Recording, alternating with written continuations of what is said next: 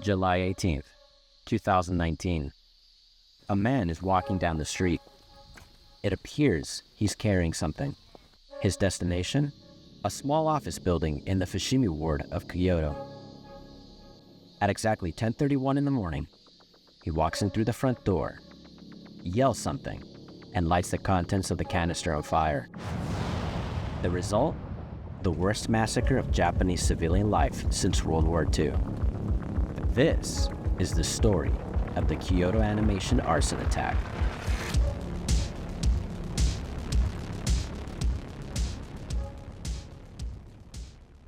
Surrounded by lush green mountains on three sides, Kyoto is a popular destination for both international and domestic tourists, and is considered the cultural capital of Japan.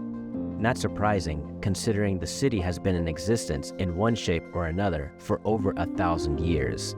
This city has a little bit of everything for everyone. For the nature lover, you have the beautiful Arashiyama bamboo forest.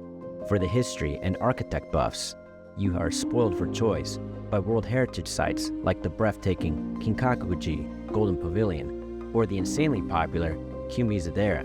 And if you are seeking a more authentic experience, visiting the old quarters in Gion and Pontocho might scratch that itch. And it is in this setting that a small, relatively unknown studio began to make waves.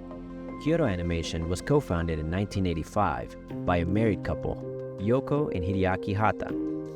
They approached the anime industry in a far different manner than most studios have, by focusing on quality over quantity. A novel idea, it seems nowadays.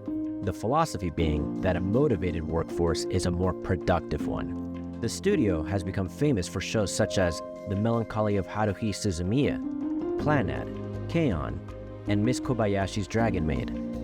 It is considered one of Japan's most prestigious animation studios, winning accolades such as the Diversity Award given to them by the Women in Animation organization for working towards a gender-balanced workforce. Not to mention, they're routinely recognized for having high production values and treating their employees in a better fashion than most in the industry, such as having salaried employees who are trained in-house as opposed to being freelance workers. You can check my other video on the state of the anime industry. But this differing policy by Kyoto Animation has shown in the quality of each frame instead of just reaching production quotas that is becoming more obvious in a lot of anime nowadays. And the fans have noticed. A majority of the studio's works rate very high on MyAnimeList, a manga and anime ranking list site. In 2009, they began holding an annual writing event called the Kyoto Animation Awards. This event has writers submit their works to have a shot at having their works later adapted into anime. There are three categories: original novels, manga, and scenarios. In fact, several well-known anime have been created based on the works that have been submitted to the contest, such as Love, Chunbyo and Other Delusions, and Violet Evergarden. And it was this exact writing contest that was a source of tension for the perpetrator of the arson attack we'll be talking about in a moment. The studio, needless to say, is well beloved among fans of the anime medium, but with popularity comes unwelcome attention as well, because not all are fans of the studio. For a year leading up to the arson attack, Kyoto Animation received hundreds of death threats. Since there were so many anonymous threats, the National Police Agency was notified, and they deemed it credible enough to send units out to help patrol the studio's various locations scattered across Kyoto. Now, studios receiving death threats are nothing new in Japan. It seems to come with the territory. There have been various famous instances where fans have gotten angry over things such as their favorite character not being a canon romantic couple, such as My Hero Academia, or a character being inspired by a Japanese imperial general, such as in Attack on Titan, and not to mention the myriad of all the other times a favorite character has been killed off. All of these have resulted in death threats in some form or another. This brings us to Shinji Aoba, born May 16, 1978, in Urawa, Saitama Prefecture. Shinji was the 41-year-old suspect that police apprehended shortly after the attack on the Kyoto Ani studio. His father passed away when he was 21, and shortly after that, he became estranged from his family. Bouncing from job to job, he robbed a convenience store with a knife and ended up in a rehab facility at 38 years old. It appeared he was having a mental health issue in the lead up to the attack on the studio. Apparently, A neighbor in the apartment unit next to his was confronted by Aoba over a noise complaint. When the neighbor tried to explain to him that he was not the one making the noise, Aoba reacted violently and grabbed him by the collar. The neighbor, quote, found it impossible to communicate with him, end quote. According to reports, Aoba was living in Saitama City, a city that's over 450 kilometers away, when he decided to travel to Kyoto. Reports indicate he visited the studio in the days leading up to the attack, as if stalking the place. July 18th, 2019. It's 8 in the morning, and Shinji has a busy day today. He wakes up, takes a shower, and walks to a nearby petrol station. He purchases a 40-liter canister of gas, loads it onto a small platform trolley, and heads out. He walks approximately 10 kilometers, or the equivalent of 6.2 miles, and arrives at his destination, the Studio One building of Kyoto Animation, a nondescript office building in the residential ward of Fushimi. He picks up the canister from the platform trolley and walks in through the front door. Upon entering, he removes the lid and begins to wildly pour the gasoline everywhere and shouting, "Die!" The entire time he was carrying out the attack, several employees tried stopping him and a struggle ensued, but the attacker managed to pull out a lighter and ignite the fluid. What Shinji didn't realize is that in his haste to cover the office in the gasoline, the small area began to become more saturated with fuel vapors. Upon lighting the gasoline, the mixture ignites and explodes. This caused him to light both himself and several other studio employees on fire. Shinji fled out onto the street. As he tried to get away, he was chased down by 2 employees before he collapsed on the ground and was later apprehended by the police. The entire time, he kept screaming that his work was plagiarized. Meanwhile, the fire had blocked the only exit from the building, trapping the rest of the employees from being able to escape out the front door. Within 30 seconds of the explosion, it was estimated that the majority of the building was filled with smoke, making navigation virtually impossible. The employees that couldn't escape from windows rushed towards the roof. Unfortunately, 20 bodies were found on the stairs of the 3rd floor.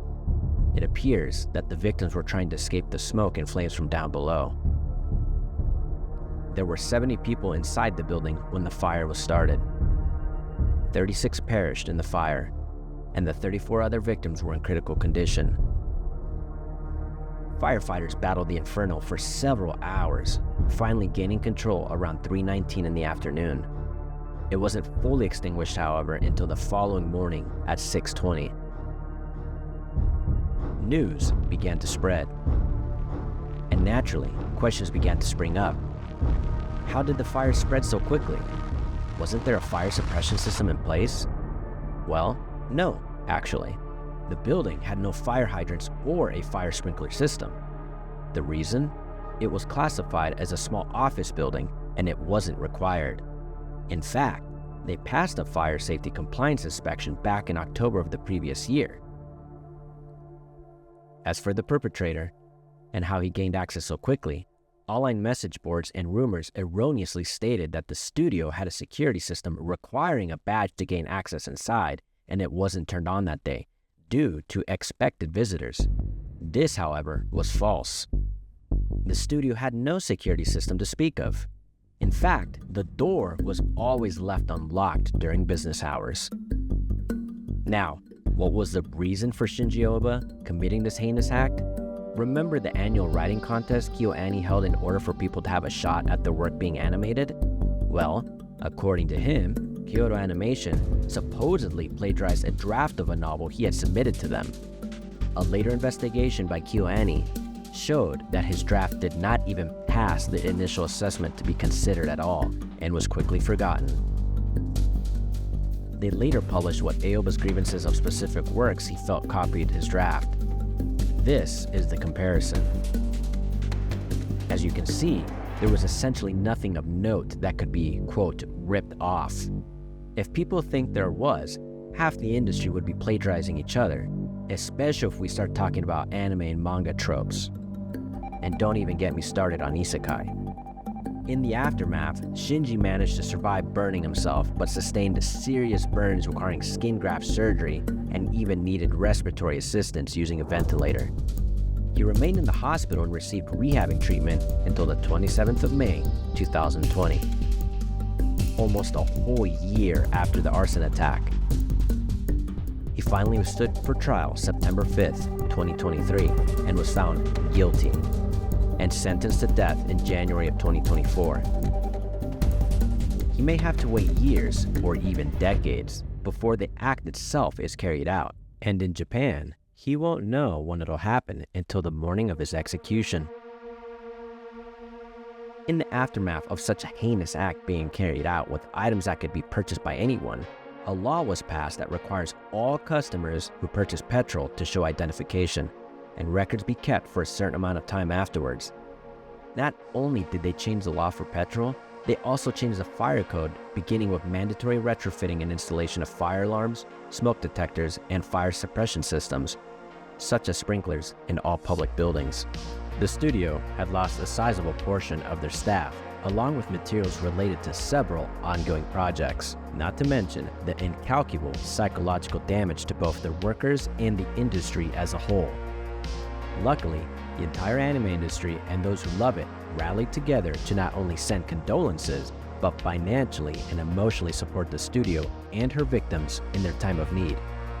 From a GoFundMe that raised well over $2 million, to heartfelt letters and support from fans, to actual legislation to carve out a tax-free exemption to help the studio get her back on her feet. And while the scars and wounds of that day will continue to be deep, the studio has carried on. It's continued its beloved series, such as the movie for Love, Chinbyu and Other Delusions called Take On Me, Season 3 of Sound Euphonium, which came out last year, and an upcoming movie for Miss Kobayashi's Dragon Maid called A Lonely Dragon Wants to Be Loved. The studio honors the memory of her lost staff by continuing the work they all enjoyed, by creating stories in anime form for the rest of the world to enjoy. They wouldn't have it any other way.